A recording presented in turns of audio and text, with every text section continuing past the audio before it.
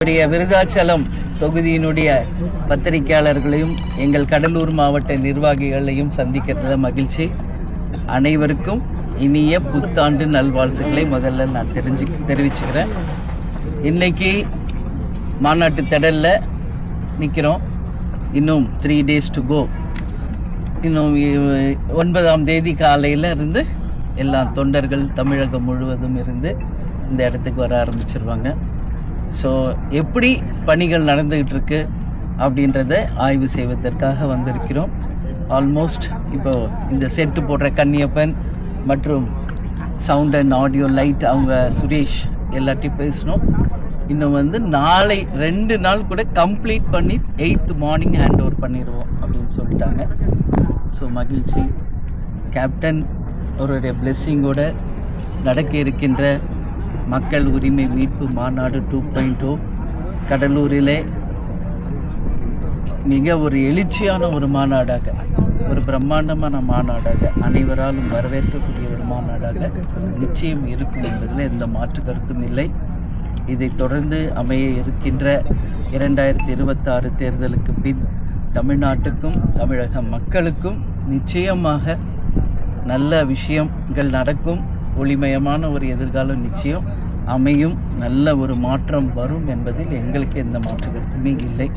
எனவே தலைவர் இல்லாமல் நடக்கின்ற ஒரு மாநாடு ஒட்டுமொத்தமாக தமிழ்நாடு முழுக்க இருந்து எங்கள் மாவட்ட கழக செயலாளர்கள் கடைகோடியில் இருக்கும் தொண்டர்கள் வரைக்கும் எல்லாரும் வந்திருந்து இந்த மாநாட்டை சிறப்பிக்க இருக்கிறாங்க. எனவே இன்னும் 2-3 நாளைக்கு எல்லாருமே இங்கே தாங்க இருப்பாங்க. ஸோ நாங்கள்லாம் 8th வந்துடுறோம். ரிஹர்சல், அதாவது இந்த டைமுக்கு 8th அன்னைக்கு கம்ப்ளீட் நாங்கள் ரிஹர்சல் பார்க்க இருக்கிறோம்.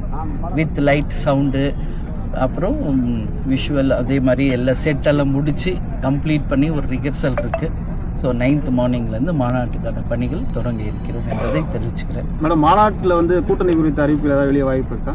இல்லை, இன்றைக்கி உங்கள் எல்லாருக்கும் தெரியும், காலையிலேருந்து என்னோடய ப்ரெஸ் மீட் பார்த்துருப்பீங்க. தலைமை கழகத்தில் எங்களுடைய மாவட்ட கழக செயலாளர்கள் அனைவரையுமே அழைத்து அவங்க கருத்துக்களை நாங்கள் கேட்டிருக்கோம். அதை ஒரு வாக்கு மாதிரி அவங்கவுங்க கருத்தை எழுதி கொடுத்துருக்காங்க.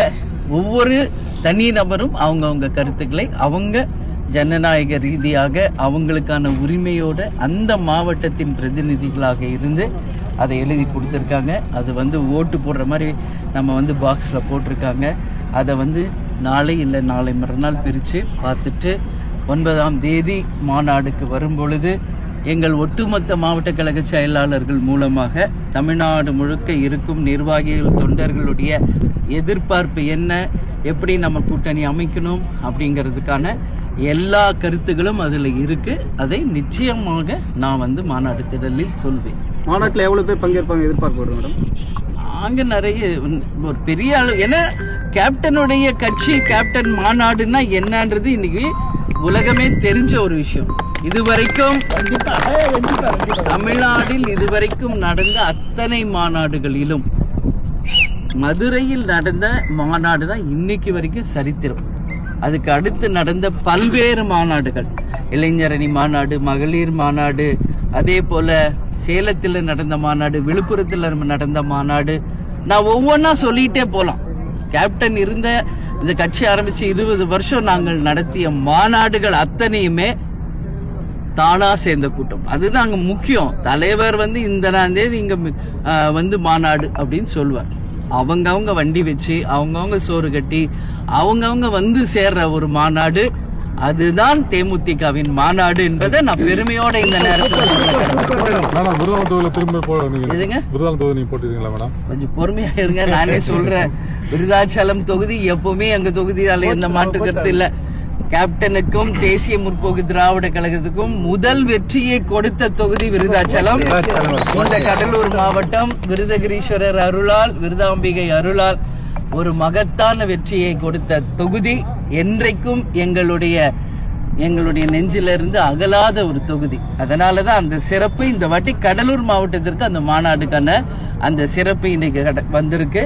எனவே உங்கள் எதிர்பார்ப்பு என்ன அப்படின்றது எனக்கு தெரிகிறது. கொஞ்சம் வெயிட் பண்ணுங்க. ஏன்னா ஒட்டுமொத்தமாக எல்லாருடைய கலந்தாலோசனைக்கு பிறகு கூட்டணி முடிவு செய்யணும். அதுக்கப்புறம் தொகுதிகள், அதுக்கப்புறம் யார் வேட்பாளர், எந்தெந்த தொகுதி, இது எல்லாமே இருக்கு. ஸோ இவ்வளோ நாள் வெயிட் பண்ணிட்டீங்க, கொஞ்சம் வெயிட் பண்ணுங்க, தெளிவாக உங்களுக்கு நான் சொல்றேன். கூட்டணி எத்தனை தொகுதி மேல கேட்பீங்க? 234. அது தெரிஞ்சது தானுங்களே, எத்தனை தொகுதி கேட்பீங்க இதெல்லாம் நம்ம கேட்க முடியாது, சரிங்களா? அது நிச்சயமாக ஒரு தேசிய முற்போக்கு திராவிட கழகத்திற்கு என்று ஒரு மரியாதை இருக்கு, மக்களிடையே ஒரு பெரிய ஒரு ரெஸ்பெக்ட். கேப்டன் இன்னைக்கு இல்லாத போது கேப்டன் உயிரை கொடுத்து இந்த கட்சியை வளர்த்துட்டு போயிருக்கிறார், இது உண்மை. அதனால நிச்சயம் தேமுதிகவுக்கான இடம் எல்லா கட்சிக்கும் தெரியும். நிச்சயம் எங்களுக்கான அந்த இடங்களை நாங்கள் பெறுவோம்.